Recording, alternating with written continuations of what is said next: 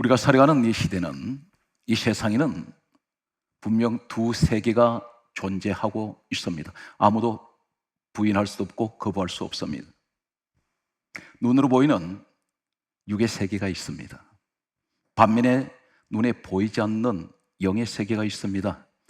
마치 공기는 있는데 공기가 지금 보이지 않습니다. 코로나 바이러스도 눈에 보이지 않습니다. 그러나 분명히 존재하고 있습니다. 사람의 몸에는 두 가지가 존재합니다. 영혼이 있고 육체가 있습니다. 사람이 죽으면 영혼이 떠납니다. 육체는 빈 껍데기가 됩니다. 영혼이 떠나는 순간 육체는 그때부터 썩어지기 시작합니다. 그런데 사람들은 어리석게도 영혼엔 관심이 없습니다. 반면에 썩어질 육체 껍데기에 대해서 늘 투자를 하고 있습니다. 이 육체에 대해서만 관심을 두고 살아가고 있습니다. 아무도 부인할 수가 없습니다. 사람 몸에는 병이 생기는데 두 가지로 나눌 수가 있습니다. 눈에 보이는 병이 있고 보이지 않는 병이 있습니다. 보이는 병은 쉽게 치료할 수 있는데 원인을 알 수 없는 보이지 않는 병은 병이 보이지 않기 때문에 고칠 수가 없습니다. 항상 두 가지는 존재하고 있습니다. 또한 아무도 부인할 수 없는 것은 현대의학에도 귀신이란 존재는 지금 인정을 하고 있습니다. 영은 두 가지가 있습니다. 우리는 어떤 영이든 한 영에 잡혀 있습니다. 요한복음 4장 23절에서 24절은 하나님은 영이시라고 했습니다. 우리 하나님은 영이십니다. 우리 육체의 눈에 보이지 않습니다. 그러나 분명히 우리 하나님은 오늘 또 이 시간 우리와 함께 하고 계십니다. 왜 그렇습니까? 주님께서 말씀하시기를 너희가 두세 사람이 내 이름으로 모이는 곳에는 나도 그들 중에 있느니라 하셨습니다. 하나님 영이 계시는데 반대로 또 한 영이 있습니다. 그 영은 타락한 영, 사탄, 마귀, 귀신의 영입니다. 어둠의 영입니다. 이 사단, 마귀, 귀신은 이 영은 움직일 때마다 죄악을 몰고 다닙니다. 반드시 성경 말씀입니다. 죄가 있는 곳에는 사단, 마귀가 있다 했습니다. 왜 그렇습니까? 최초로 이 땅에 사람을 하나님께서 창조하셨을 때 죄를 가지고 들어온 자가 누구입니까? 바로 이 사단, 마귀였습니다. 에덴 동산에서 하나님께서 먹지 말라고 하신 선악과를 먹게 만든 자가 바로 사단, 마귀였습니다. 이 자가 바로 창세기 3장 15절의 말씀을 보게 되면 뱀으로 나타나는데 이 뱀이 계시록 12장 9절의 말씀을 보게 되면 바로 사단, 마귀를 뱀으로 말씀하고 있습니다. 오늘 이러한 시대를 살아가는 우리들은 세상 어느 곳을 봐도 완전한 피난처가 없고 안전지대가 없는 이 시대에 사람들은 늘 불안해합니다. 무엇을 의지해야 할지, 소망을 어디에 두어야 될지 항상 불안과 두려움 가운데 우리는 지금 살아가고 있습니다. 그러나 반드시 하나님께서는 코로나 바이러스를 종식시키실 것입니다. 그때까지 우리는 어떻게 해야 됩니까? 힘들고 어려울 때일수록 우리는 더 열심히 기도하고 또 열심히 하나님 가까이 가야 된다는 사실입니다. 오늘 말씀을 여러분께 소개합니다. 마가복음 9장 2절 말씀을 보게 되면 예수님께서 세 제자를 데리시고 산으로 올라가십니다. 세 제자는 베드로, 야고보, 요한입니다. 베드로, 야고보, 요한을 데리시고 산으로 올라가시는데 일명 이 산을 가리켜서 변화산이라고 그렇게 부릅니다. 예수님께서 산으로 올라가셨는데 성경 말씀은 이렇게 기록하고 있습니다. 마가복음 9장 2절, 3절, 4절을 연속적으로 소개합니다. 세 제자 앞에서 예수님이 갑자기 변화가 되십니다. 변화가 되시면서 모습 변형이 되시는데 해와 같이 찬란한 광채가 예수님 몸에서 비치기 시작합니다. 그런데 흰 광채였습니다. 눈이 부셔서 바라볼 수가 없었습니다. 이때에 갑자기 모세, 엘리야가 예수님 앞에 나타났습니다. 베드로, 야고보, 요한이 바라보는 그 모습은 모세와 엘리야와 예수님이 말씀을 나누시고 계시는 이 광경을 목격하게 됩니다. 베드로가 본 모세가 누구입니까? 예수님께서 이 땅에 오시기 전 약 1500여 년 전에 사람이 모세입니다. 약 1500년 전에 모세가 어디 있었습니까? 모세가 죽었을 때 하나님께서는 모세의 시체까지도 거둬버리셨습니다. 그래서 성경 강좌기를 신명기 마지막 장에는 이렇게 기록하고 있습니다. 모세의 묘지를 아는 자가 없다고 했습니다. 하나님만이 아십니다. 엘리야가 어떤 사람입니까? 엘리야는 살아서 하늘에서 보내신 불말과 불병거를 타고 회오리 바람으로 하늘로 성천에서 올라간 사람입니다. 두 사람 다 천상 세계에서 내려왔습니다. 이 광경을 바라본 베드로는 너무나 아름다웠습니다. 그래서 이렇게 말하고 있습니다. 마가복음 9장 5절 말씀에 보면 다음 같은 말을 합니다. 주여,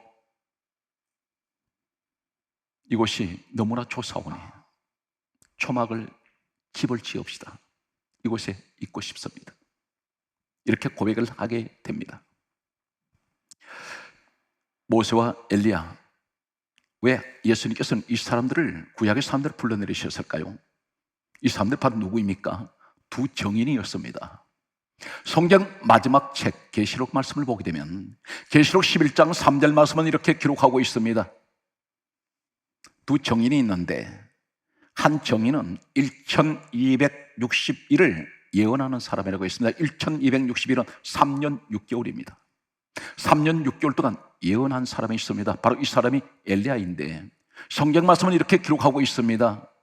야고보서 5장 17절에 말씀하시기를 엘리야가 자신의 민족에게 3년 6개월 동안 비가 내리지 않을 것이라고 예언했습니다. 성경이 3년 6개월을 그렇게 예언했다고 기록하고 있습니다. 모세는 어떤 일을 했을까요? 두 정인 가운데 한 사람입니다. 요한계시록 11장 6절 말씀을 보게 되면 이렇게 기록하고 있습니다. 물을 피되게 한 사람이라고 했습니다. 두 정인, 누구의 정인입니까? 하나님의 정인이었습니다.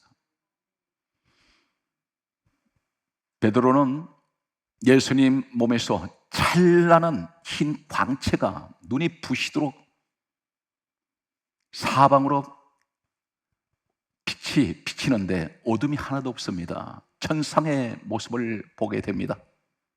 그래서 베드로가 주여, 이곳이 좋사오니 이곳에 집을 짓고 살고 싶습니다. 그는 산 아래로 내려가고 싶지가 않습니다. 산 아래 세상입니다. 근심과 고통과 악의 다툼하는 곳, 그곳에 가면 두려움과 불안이 있는 곳, 근심이 있는 곳, 내려가기 싫었습니다. 그런데 오늘 성경은 두 사건을 대조하고 있습니다.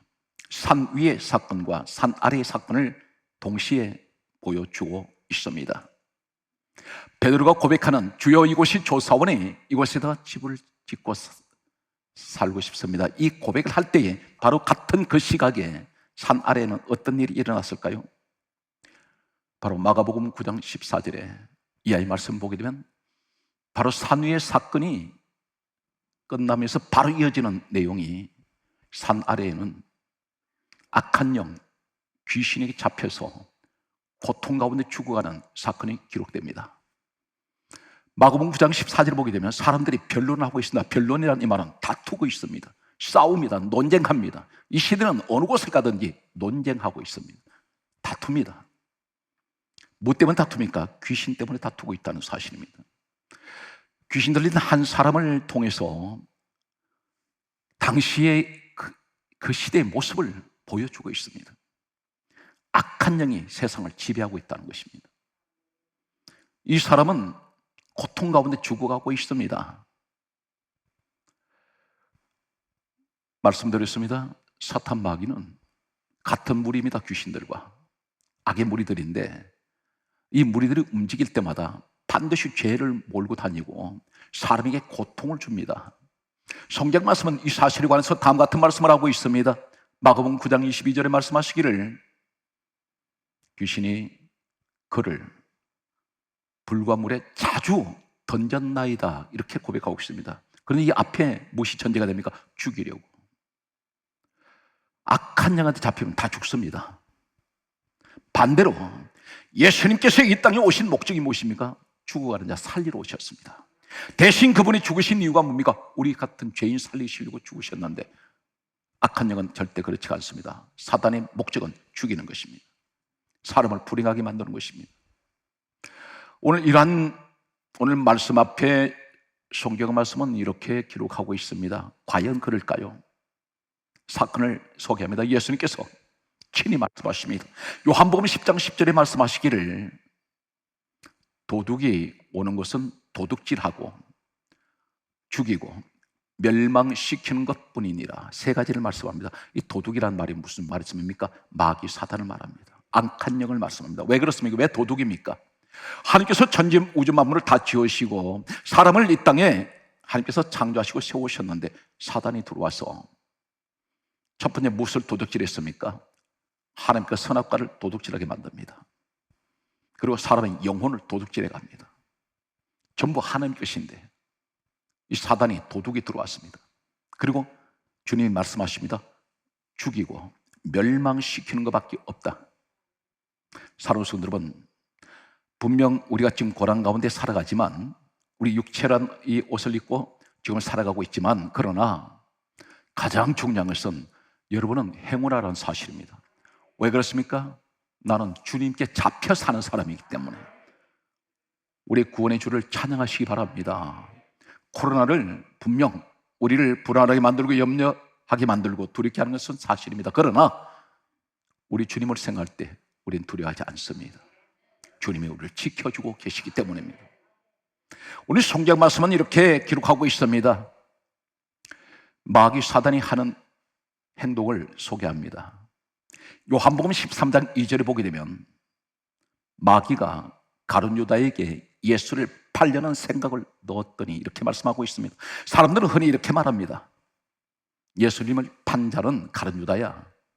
물론 가룟 유다가 맞습니다. 그러나 배후에 누가 있나요? 마귀가 있었다는 것입니다. 마귀가 가룟 유다에게 예수 팔려는 생각을 넣었습니다. 팔려는 생각이 무엇입니까? 죽이라는 것입니다. 가룟 유다를 조종하는 자가 누구냐? 마귀였다는 것입니다. 그래서 예수님 십자가에 달리셨습니다. 생각 관리를 어떻게 하느냐에 따라서 나는 천국 지옥으로 오고 갈 수가 있습니다. 생각이 에너지입니다. 내 생각이 천국의 생각을 하고 있으면 반드시 여러분은 천국의 생활을 하고 있습니다. 그러나 내가 지옥 같은 생각을 하고 있으면 난 지옥으로 나락으로 떨어지고 있다는 사실입니다. 주님께서 이렇게 말씀하셨습니다. 너 믿음대로 될지어다. 반드시 내가 무슨 믿음을 가지고 있냐, 긍정적인 믿음이냐 부정적인 믿음이냐는 것입니다. 오늘 성경 말씀은 계속해서 이렇게 말씀하고 있습니다. 요한복음 13장 27절에 가룟 유다가 마귀가 예수를 팔려는 생각을 넣었을 때에 바로 이어서 누가 들어갑니까? 사단이 가룟 유다 속으로 들어간지라 했습니다. 들어가 버렸습니다. 사단은 우두머리입니다. 들어가서 완전히 가룟 유다를 조종하기 시작합니다. 결국은 가룟 유다를 통해서 예수님 팔았습니다. 예수님 십자가에 달리셨습니다. 그 후에 그렇다면 사단 마귀는 자신의 목적을 이루었기 때문에 가룟 유다를 풀어줘야 됩니다. 근데 안 풀어줍니다. 어떻게 합니까? 마태복음 27장 5절에 가룟 유다가 스스로 목며 죽은지라 스스로 죽습니다. 베드로는 예수님을 저주하고 부인한 사람입니다. 그러나 가룟 유다는 예수님을 부인하고 저주하지 않았습니다. 그런데 죄의 질을 따지면 베드로가 더 죄가 무겁습니다. 그런데 어떻게 해서 베드로가 그 후에 수제자가 되었을까요? 우리는 날마다 넘어집니다. 아무리 기도를 하면서 주여 내가 다시는 하나님 앞에 이 죄를 짓지 않겠습니다 하는데 또 돌아서서 우리가 죄의 본성은 이것이 뿌리가 빠지질 않아서 선뿌리가 그대로 남아 있어서 또 죄를 짓습니다. 가룟 유다는 후회했습니다. 그러나 그런 진정한 회개는 아니었습니다. 진정한 회개가 어떤 것인가요? 베드로는 예수님을 부인하고 저주하고 난 후에 그런 심한 통곡을 하면서 회개했습니다. 그리고 다시 따라갑니다. 가룟 유다는 따라가지 않습니다. 이 차이점입니다. 우리는 날마다 넘어집니다. 우리는 연약합니다. 날마다 실패합니다. 그러면서 우리는 또다시 일어나서 주님을 따라가야 합니다. 오늘 성경 말씀에 가룟 유다가 자살하고 사단 마귀에 잡혀서 죽고 났을 때에 성경 말씀은 또 이렇게 기록하고 있습니다. 마가복음 5장 5절 말씀을 보게 되면 한 이게 잡힌 사람이 있습니다. 귀신 들린 사람이 돌로 제 몸을 해치고 있더라. 자해하고 있습니다. 사람 손으로는 영적인 우리가 진단을 한다면 이 자해하는 것 반드시 악한 영이 나를 자해하게 한다는 것입니다. 자해는 어떤 것입니까? 자신의 몸을 자신이 해치고 있다. 자신의 몸을 자신이 치고 있어요. 무료 칩니까? 돌로 칩니다. 그런데 이 시대에 자해하는 사람이 많습니다. 그 자해가 어떤 것인가요? 내적인 자해를 하는 사람이 있습니다. 육체적으로 어떤 충기를 가지고 자신의 몸을 때리는 것이 그것만이 자해가 아니라 내 속에 지나간 날 아픔이 있습니다. 그런데 틈만 나면, 교회를 다닌 지가 벌써 몇십 년이 되었는데 틈만 나면 과거의 아픈 상처를 내가 끄집어내요. 그걸 되새김질합니다. 이것을 가지고 아픈 기억을 다시 또 그것을 곱씹습니다. 그러면서 아파합니다. 이건 스스로 상처내고 있습니다. 골마서 터질 지경입니다.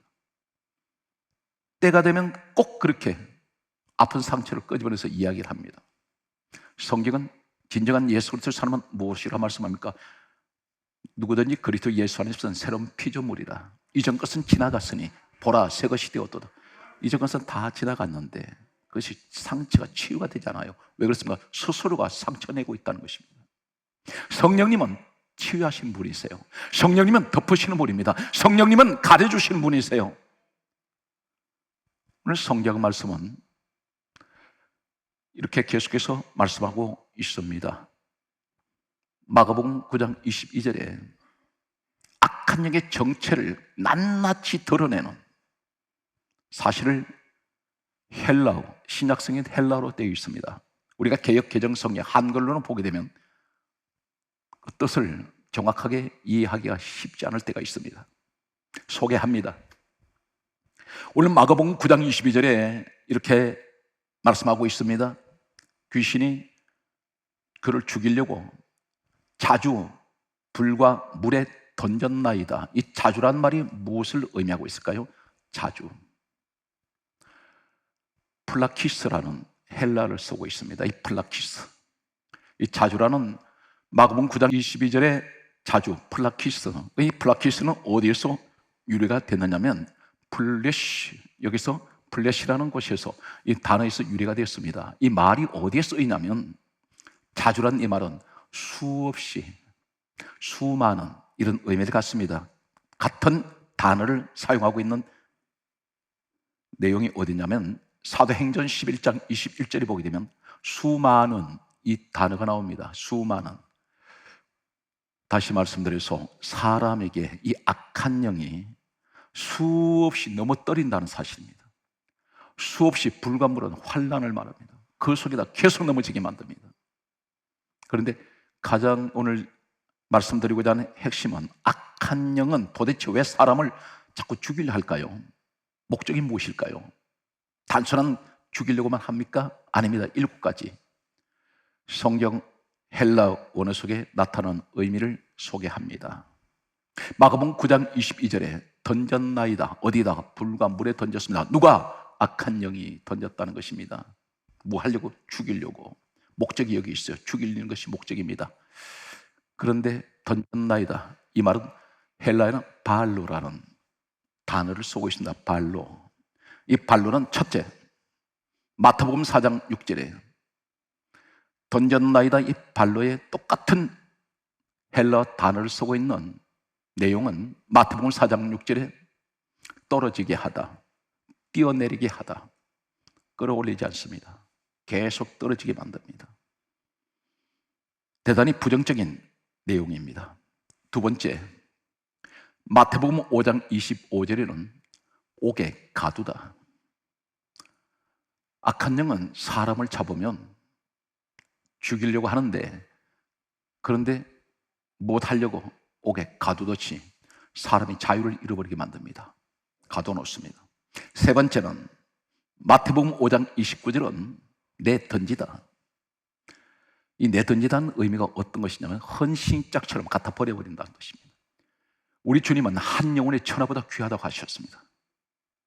우리는 우리 스스로 생각할 때 대단히 보잘것없고 나 자신이 가치가 없는 사람이야, 나는 세상에 어디 곳에 내세울 수 없는 사람에 스스로 그렇게 자문자답합니다. 그런데 주님이 보실 때는 천하를 다 주고도 너와는 바꿀 수 없다는 것입니다.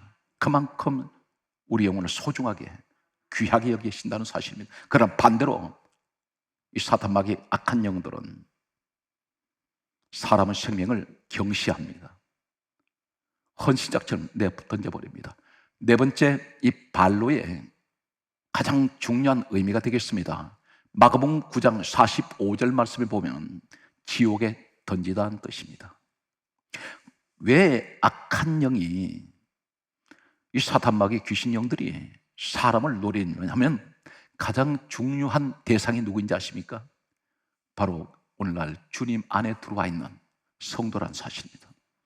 알곡을 쭉정이 만들기 위해서 넘어뜨립니다. 어떤 방법이 넘어뜨립니다. 왜 그렇습니까? 성경이 이렇게 강조하고 있습니다. 사탄마귀가 마지막 때가 된 줄 알고 있습니다. 자신의 때가 얼마 남지 않은 것을 알고 있기 때문에 할 수만 있으면 하나님 택한 사람들을 우는 사자같이 두루 돌아다니면서 사람들을 잡아서 넘어뜨립니다. 왜 그렇습니까? 지옥으로 같이 들어가자는 것입니다. 끌고 들어갑니다. 그래서 한 명이라도 더 끌고 들어가려고 혈안이 된 자가 바로 사탄마귀입니다. 이미 하나님께서는 우리 주님께서 십자가에 달리셨을 때에 이미 요한일서 3장 8절은 사탄마귀는 심판이 떨어졌습니다. 마치 사형 집행을 기다리고 있는 사형시처럼. 이러한 사실을 아십니까? 법정에 가면 재판관에 사형 언도를 내립니다. 그런데 사형 언도를 내리는데 어떤 사형수는 때로는 한 달 후에 아니면 1년 후에 때로는 20년이 가서 사형 집행하는 사람이 있습니다. 마치 사탄마귀는 사형 언도가 떨어진 자입니다. 언제 집행이 되느냐? 이제 우리 하나님께서 반드시 사탄마귀를 이제 집행하셔서 무지갱 속으로 들어가게 만듭니다. 사탄마귀는 자기 때가 얼마 남지 않은지 알고 있습니다. 그러므로 주님 말씀하셨습니다. 때가 가까우느니라. 시험에 들지 않도록 깨어서 기도해라. 다섯 번째는 요한복음 3장 24절에 다음 같은 말씀하고 있습니다. 옥에 갇히다. 이것이 발로입니다. 계속해서 옥에 갇히게 만들고 가두고 있습니다. 여섯 번째로 어떤 것을 말씀하고 있습니까? 요한계시록 2장 24절에 말씀하시기를 짐을 지우다. 사람에게 계속해서 고통의 짐을 지웁니다. 그런데 우리 주님은 반대로 뭐라고 말씀하셨습니까? 수고하고 무거운 짐진 자들아 다 내게로 오라. 내가 너희를 쉬게 하리라. 우리 주님은 우리의 무거운 짐을 다 벗겨주시기 위해서 오셨는데 악한 마귀는 짐을 치우고 있다는 것입니다. 일곱 번째는 계시록 6장 13절은 흔들리다. 무엇을 말씀합니까? 신앙생활 잘하는 사람들을 흔들어댑니다. 신앙이 흔들립니다. 지금 이 시대가 가장 큰 위기입니다. 장기간 계속되는 코로나 바이러스로 인해서 성도의 신앙이 여기저기서 다 흔들리고 있습니다. 기도도 거쳐지고 믿음도 점점 떨어지고 예배 생활은 제대로 정상적으로 이루어지지 않기 때문에 그것이 누구 탓입니까? 자신의 잘못이고 자신의 탓이기 전에 코로나 바이러스가 우리를 그렇게 지금 만들고 있습니다. 이런 때 우리는 어떤 일에서도 예수 안에서 흔들리면 안 됩니다. 우리 성경 말씀은 이렇게 기록하고 있습니다.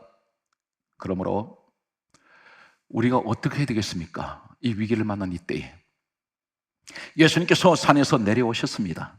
내려오셔서 그 광경을 보셨습니다. 제자들과 사람들은 싸우고 있습니다. 논쟁하고 있습니다. 그 시대 상황을 말씀하고 있는 것입니다. 그런데 이 귀신이 순식간에 쫓겨나가 버립니다. 언제 쫓겨날까요? 마가복음 9장 20절에 보게 되면 성경이 이렇게 강조합니다. 귀신이 예수를 보고 예수님 앞에 귀신 들린 자가 와서 섰습니다. 귀신이 자지러집니다. 얼마나 이 귀신이 무서운지 사람 속에 들어있던 악한 영이 요동을 치기 시작합니다. 그런데 주님 말씀 한마디에 순식간에 쫓겨나가서 도망가 버립니다. 우리는 지금 어디에 서야 됩니까? 주님 앞에 서셔야 됩니다. 그러면 악한 영은 오지 못합니다. 사랑하는 성도 여러분, 나는 지금 누구 앞에 서 계십니까? 세상을 바라보고 있지 마십시오. 주님 앞에 서시기 바랍니다. 주님께서 우리에게 내가 진정으로 주님 앞에 서 있다면 성경 말씀은 이렇게 기록하고 있습니다. 에베소서 3장 17절에 그리스도께서 너희 마음에 계시게 하라. 어떻게 계신 것을 확신할 수 있을까요? 믿음으로 고백합니다. 나는 주님을 모시고 있습니다. 주님, 나 같은 죄인을 주님께서 구원해 주셨고 십자가에 나 대신 못 박혀 그 고난, 처참한 고난을 당하시며 설신 그 피로, 요한일서 1장 7절에 나는 예수 피로 제 사함을 받았습니다. 깨끗함을 받았습니다. 그러므로 요한복음 3장 12절에 나는 하나님의 자녀가 되고 있습니다. 이 믿음을 가지십시오. 믿음의 확신을 가지시기 바랍니다. 그리고 기도하셔야 됩니다. 성경 말씀은 이렇게 마지막 말씀의 결론이 되겠습니다. 제자들이 예수님께 여쭈었습니다. 오늘 성경 본문 말씀은 이렇게 기록하고 있습니다. 마가복음 9장 28절에 주여 우리가 어찌하여 우리는 귀신을 쫓아내지 못합니까? 이렇게 반문했습니다. 그때 예수님께서 오늘 마지막 결론에 답을 주십니다. 마가복음 9장 29절 하시는 말씀이 기도 외에는 다른 것으로는 이런 종류가 나갈 수 없느니라. 두 가지를 기억하시기 바랍니다. 주님 만나세요. 주님을 영접하세요. 그리고 내 마음에 이 믿음으로 주님을 내 마음에 모시고 우린 그 믿음의 확신 가지고 기도하는 것입니다. 그럼 반드시 성경에 말씀합니다. 내 믿음대로 될지어다. 믿고 구하는 것은 받은 줄로 믿으라 했습니다. 용기를 내시기 바랍니다. 절대 기죽지 마시고 절대 나태하지 말고 힘들고 어려운 자리에서 더 용기를 내고 일어나야 합니다. 하나님께서는 반드시 우리 손을 붙들고 계십니다. 사랑하는 성도 여러분 특별한 하나님의 은혜를 입고 살아가는, 비록 이 땅에서 우리가 환경이 힘들고 어려운 가운데 있지만 우리는 분명 하나님의 자녀이고 이 땅을 떠나는 순간 우리는 저 천국으로 갈 것입니다. 그러므로 영원한 그 세계에 하나님께서는 우리를 기다리고 계시는 그 세계에 가기까지 우리 이 땅에서 늘 마음도 건강하고 힘든 환경에서도 웃으며 늘 자신만만한, 세상에 부러워하는 진정한 그리스도인이 되시기를 주 예수의 이름으로 축복합니다.